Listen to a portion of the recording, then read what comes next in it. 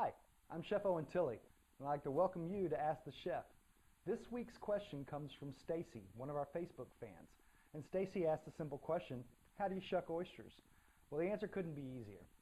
First thing to get started, you're going to need a couple of pieces of equipment, and that's first one is an oyster knife. Now there are several different oyster knives. They range from small ones to big thick ones. I like the bigger one because it gives me a better grip on the handle. Now remember, the edge of the blade, an oyster knife is a knife, so the edge of the blade will be sharp, so you always want to be careful. The next, you need something to protect yourself with. I have a knife glove on this hand. Now this is a cut-resistant glove, but I don't like to use it by itself because it'll give you a false sense of security. It's cut-resistant, not cut-proof. So I also like to have a towel handy, and I'll show you how to use that in just a second. Now first, to get started, we want to make sure that our oysters are clean and healthy.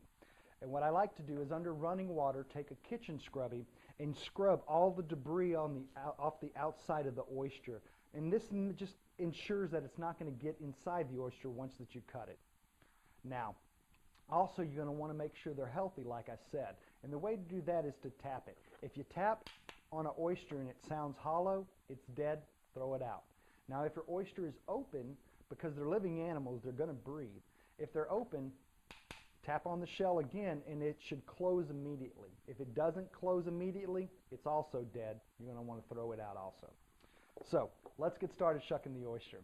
So have my glove on, towel in my hand. I'm right-handed, so I'm going to hold the oyster with my left hand. Now you want to keep a good grip on it. And the way to crack an oyster open, you can go through the front, but that always, to me, it seems to crack the shell a little easier than it does starting in the back. And that's where we're going to do it, in the back joint right here. Just like your shoulder, the oyster shell has a joint, and that's what allows it to open and close. And we have to break that joint to get to the oyster. So the knife goes in the edge, and then you're going to want to give it a quick wrap on the corner of your cutting board or your cutting surface.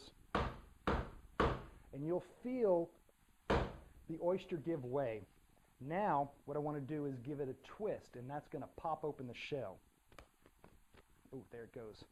You'll hear it crack, but you'll also see some of the juice flow out. We call this oyster liquor, and you want to keep as much as you possibly can because it's full of good flavor. So I've cracked the oyster, but that's not where we start. What I want to do is I also want to cut the foot of the oyster. Now the foot of the oyster is right here. It's this translucent, tough piece of meat. And the reason it's tough is that's what opens and closes the oyster shell. So what we want to do is cut it off the shell so that the oyster moves freely.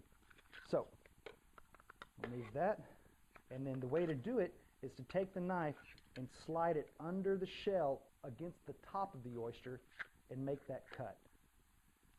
There, top shell comes right off, and then we have to do it once more because the foot is attached to the bottom as well. So slide it right in there, and we're going to cut the foot. Like I said, now your oyster moves freely.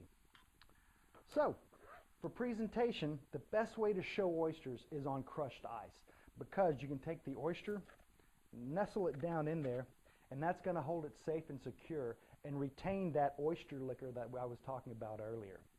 And that's really it. I'd like to thank Stacy for asking me how to shuck an oyster, and thank you for joining in this week. Also want to invite you back for next week's video, and remember, you keep asking, I'll keep cooking.